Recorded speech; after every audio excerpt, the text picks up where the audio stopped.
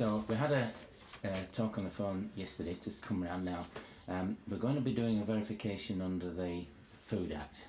Now, have you had one of these before, just recently? No, this is our first one. Right, okie dokie. Now, just to explain, it's a little bit different from what you might have had in the past. Previously, under the food hygiene regulations and other things, there was more of a prescriptive standard, so we'd be saying, look, have you got so many wash hand basins and where's the fridge and things like that. So it's kind of like very basic, and there wasn't a lot of focus on food safety matters. So in a way you could get a place that was really brilliant, wall-to-wall stainless steel, and the food was unsafe in it, but it passed with flying colours. Well, what's happened with the Food Act, there's two things that's happened. One is that it's outcome based and it's risk based as well, so you're looking at the things that really might make people ill if they eat the food, if something's going wrong. And the second thing is that it's clearly now your responsibility as the food business to make sure the food's safe. And sometimes people used to look at me when I say that to them and say, well, you know, you're the person that's in charge of the food safety. Well, no, I'm not. I'm here just basically to see how you're going with things. It's what called verification. Is like, you know, is it what you're doing, is it okay, and can I find out the truth about the things? Because what I say, you know, is that I'm only here for what, an hour or so for every 3 years. Goodness me. So for 99.9999% of the time, you're the ones that are managing the food safety in the business, and that's really important for you to sort of understand that, because let's put it this way, if I was to be managing your food safety, I'd be the one that would be following behind people every time they went to the toilet to wash their hands, and after standing over the chef while they're cooking the chicken and things like that. It just doesn't happen that way. So what we do with the verification, we're talking to people and the staff, and we get kind of like an idea and a feel for how they're kind of working with things, and that they understand about what's required to make safe and suitable food. And do you know the difference? A lot of people don't know. Everyone knows what safe food is. Do you know what suitable food? It's kind of, well, it's basically, is it what it says on the tin? So if you've got a can of beans and you open it up and it was a can of peaches, well, it wouldn't be suitable then, you know. But it might not be unsafe. So it's kind of, it's a subtle sort of variance, but the Act requires both safety and suitability. So, and safety actually also encompasses things like, you know, are there any chemicals or physical things or biological things that might be in the food that might make it unsafe to eat? And that includes things like allergens as well, because interestingly enough, I can eat a bag of peanuts, but you might have some children here that are allergic to nuts, and if they get anywhere near that, they're going to get really poorly. So it's kind of like it's an issue, but it's not making the food. That food itself is not unsafe, but what you do with that and making sure that you don't kind of get them together. First thing I want to go through is basically just some issues that we have to ask. There's 10 items that I need to sort of go through. Some of these we'll be checking in the kitchen, but we've got to go through some mandatory things. So you're currently registered with the council here as an early childhood education centre, and I've got you down on the register as being a national programme level 2, is that right? That's correct. Okay. And so what kind of foods do you do here? So we provide a cooked meal each day for the children, so and a baked item for morning and afternoon teas. Okay. So are you doing anything like, do you make any homemade jams and sell them or anything like that, sort of as a sideline? No, you don't have a goat that you milk out the back or anything like No, I didn't think you would, but you know, actually I have been to places where they do have a goat out the back and milk, and that's why I was asking that question. No, just freshly made kai each day for the children. And so how many staff do you have here? We have a team of about 6 teachers and a manager, and then the kai creator. Kai creator, I love that's a really nice term, is it, the kai creator? I'll keep remember that. So the kai creator is, her name? Koti. Koti. Yep. Okay. So want to speak to her later on and go through things like that. do you have some records or anything like that you'd keep? Or are they up in the kitchen? Yeah, so they're up in the kitchen, and she keeps daily and weekly audits on things like the fridge temperatures. Okay. She records temperatures on the days that she cooks a Okay. chicken. And we keep records on pest management. Right, sort of things. And what about foods coming in? How do you... So deliveries, Yeah. so when the food, so temperatures of a chilled item that arrives. Okay. And do you have you had any issues over the last year or so with any problems? Sometimes with early childhood education centres, the main issues are like with noroviruses can come through. Sometimes you can have a bit of a problem with, you know, if you've got children who've got allergies and things, if there's a mishap there. Anything like that at all, or anything problems with supplies, or any complaints, disgruntled parents, or any issues that you could think of at all? No, there's often, you know, you might have a sickness with children, as you say, it might not necessarily be confirmed as a norovirus, but It's got a tummy bug basically. a tummy bug basis, so you have to make sure that it's like documented down in the I'll tell you the really interesting illness register. Norovirus is a real terrible thing. I'll tell you this story, and it's absolutely true. I had a person I know that runs a Mr. Whippy franchise. Absolutely immaculate, and they make it out of a thing called a complete cold mix, so it's actually sterile, you know, and they go through everything's absolutely spot on. And she had 15 children. It was a birthday party, and they ordered the Mr. Whippy cart. There's a special treat. Next day, there's about 6 of them all down with tummy bug, diarrhea and vomiting. Hello, we've had Mr. Whippy. So basically, you can imagine what happened then is that the lady at the Mr. Whippy van was absolutely going spare. She says, I can't understand this, and we've even eaten ice cream ourselves, and we've got no problem with it. And it was a really interesting exercise, because we went round through and cross-checked all the things that she was taking records for and things. Absolutely spot on. And we said, look, we can't find any problem here whatsoever. And we even took some samples of the ice cream, which she kept back for us. And the problem is that the children had picked it up from another place that they'd been to, and they mixed it up amongst themselves. But the moral of the story is there that noroviruses can come from other sources. And it's like, what you need to do is, like, there's 2 parts. Is first of all, don't make sure that you're not the source of it. And the second thing is, if you find it that it comes in, is have some kind of strategy in place so that you can actually avoid it. So do you have those sorts of things, like a sickness policy and things like that? Yes, we do. We have a sickness policy, and they will have, parents get called, the parents have to come and collect them. They're not able to come back to the centre for like 48 hours after the last symptoms, so definitely a control in place. Yeah, so you had no problems with that, and no. You don't have some parents saying, no, my child's got to come even though they've got diarrhea or vomiting, and that No. people are usually reasonable these They days, are, aren't they? yeah. Yeah, that's it. The other thing which is really important with, I think, taking ownership of food safety, because you've got to, as well as doing food safety, before you can do it, you've got to know about it, haven't you? You know, so the knowing part is actually training, which doesn't mean to say that you've got to have a PhD in food technology or anything like that. But do you have sort of an in-house kind of arrangement to cover sort of basic skill learning for people who are handling the food? Yeah, so when any new kai creator, we have like an orientation program, and we would go through the basic food hygiene with them. But also in the early childhood centres, you know, it's not only the kai creator that is dealing with the food after the kai creator leaves. It could well be the teacher as well. Right. So a small amount of knowledge needs to be passed to the teacher as well. So any new teachers, explain to them the basic food hygienes as well. Yeah. That's giving me a real gist of things, is there? Thanks very much for that. What probably need to do now is ask you about time constraints, things like that. Normally I like to... How many children have we got here now? About 30. 32, you told me yesterday.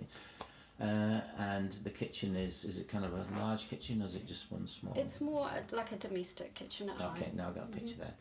I would anticipate, like we've had this session now, I'll have a look around, we'll check the records up there, and we'll talk to Coachee and have a good look at things and ask a few questions. That's probably going to take me around about up to an hour at the most, depending on what sort of questions are. After I've done that, I'd like to come back and we go through anything that we've found. Sure. And just to explain things, and then we can sort of finish the verification. But main thing is, I always like to say, is that there's no surprises, so I don't go away from here shaking your hand and then you get some kind of letter in the post that says this wasn't right and that wasn't right. Correct. The main thing is it's just an exchange of information. So I'm not here as a kind of an inspector or a policeman or anything like that. I'm actually here for you. You know, I'm actually we're all on the same page, hopefully. Absolutely, yeah. And that's the thing, is to make sure that you can be confident that what you're doing is absolutely right. So Right. when we're talking about the differences between the old sort of legislation and the new thing now, we've got like 4 categories that we look at in terms of the issues, and we've got these topics that we have a look at, like say personal hygiene and training and things like that. So if you're doing really great, yay, it's a performing standard or performance, and that's like equivalent to, like, if you like keeping it simple, it's like an A grade, right? Then you have the next one down is conforming, which is like, you know, first one's 2 thumbs up, second one is 1 thumb up, still everything's okay. There might be a few little minor bits and pieces and things like, we might mention some good practices that you could look at doing and things like that. So those first two are really bang on. Then you get the third one where you're coming down the sort of more to the C, you know, and that's non-conforming. Well, what non-conforming means is that there's some things there which really you need to get sorted out. Doesn't actually make the food safety risk there, but there's something that if you didn't get onto it, you could actually have a problem later on. So those are things that we could actually issue it's called a corrective action for, and what that basically means is saying, look, you need to do this, and then what we would do then, we wouldn't actually finish the verification, you might have to come back later on. Very often you get things and you say, look, can you keep on doing this like this way, and you say, yeah, that's fine, we can do that. That's it, over and done with, and it's much easier to get it done that way. The fourth one, which is the not so good, is where you have a non-compliance, and that's where something is, you know, the wheels have fallen off basically, and you know, I don't anticipate that you got that here, but you've just got to sort of talk it through as what might happen. And that would be something where, say that there's raw chicken next to cooked ham or something like that, and I can see there's, you know, some real food safety risks. Worst case scenario, what happens there is that my job as a verifier then has to say, well, look, I have to stop now because we've got some what we call compliance issues here then. And if there's an immediate food safety risk, then we have to call in the cavalry, which is the food safety officer, and they'll come in, because it's kind of, that's the kind of like where you've been caught speeding and doing 100 k's in a 50 k zone almost, you know, where so I'm just sort of explaining that to you, so those ranges, but my expectations is that we'll all be good, and hopefully that will be the case. And the other thing is, as well, is just to mention about that you're in this national programme level 2, and that means that you're preparing meals for children in an ECE environment. If you're going to make any changes to that, like if you're going to say you had an idea about preparing some jam or something like that for as a manufacturing enterprise, and you're doing it as part of this ECE, you wouldn't be covered by that same national programme. You might have to go to another one, or you might even have to go into another kind of scheme. So it's important, if you do any changes like that, always let the registration authority, that's the people that you've got your certificate from, keep them posted about things, or any changes like that where you think that, you know, there could be some perhaps need to change what's on your certificate itself. Sure. And if there is a change like that, then they have to sort of look at the scope that you're doing, so if there's any changes. All right. Okay. And it could go the other way if you decided, well, you know, we're no longer providing cooked meals. You know, children bring their own lunches and that. Then you can turn around and say, we don't need to be registered anymore now because we're not actually handling any food or anything like that. We've talked about how the process goes, and what we don't normally do is going through your records, which you've got upstairs in the kitchen. Okay. I'll talk to Colette about that. Have a look through those, and then we'll do what we call a reality check. So we'll watching staff, how they operate, what they're doing, asking some open questions about how they process this and how they do that, and get that kind of those things filled out. So we've got 5 things to do that are really key elements which are essential, which we have to look through all the time. The first one off the block is about the training of the staff to make sure that they know how to do the right thing. Then looking at the temperature control, so you've got how you keep cold foods at safe temperatures, and also if you're cooking foods and keeping them hot as well. So it's basically so that you're not providing any opportunity for germs to grow at temperatures that they like. Third one is about cleaning and sanitising. So we're looking there about how you're going about the cleaning, if you know about the difference between cleaning and sanitising, what products you use, making sure that there's no even potential of chemicals getting into the food which could be harmful, so that side of things. And if you've got kind of a working schedule that you know you have a programme which you can work through. The fourth thing that we'll be looking at there is separation, which is looking at cross-contamination between the raw and the cooked, and also about if you've got children with allergies here, because it's really important there that if a child's got allergies or an intolerance to gluten or lactose, that you ensure that there's no mixing of products, that they even a few molecules can be a problem there. So I'll be asking Kurti about what processes you have in place there to look at that.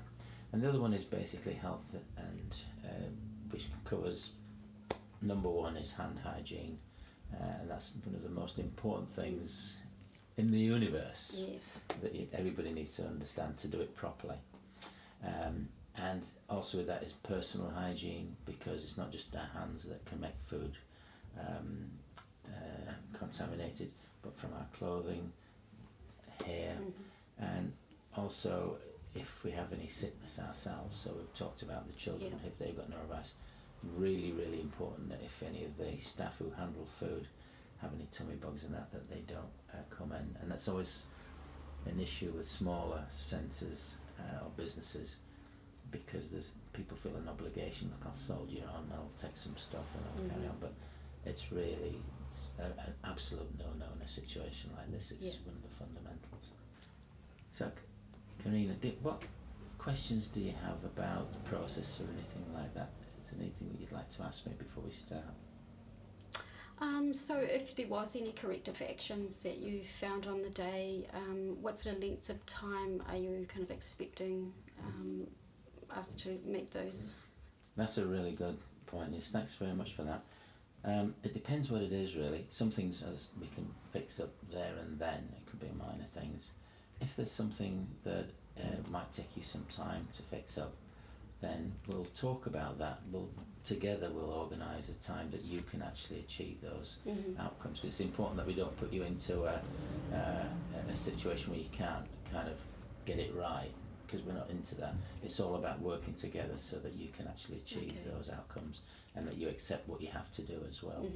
There's also a process in that once the decision is made, then you have a right to review that decision under the food regulations. So if you're unhappy with what I told you, then you can go back to the agency I work for, or even the registration authority, and then you've got, I think it's about 15 days to do that, and then they have to come back within 20 days with determination. So there's a check and balance there which you need to know about, which is important.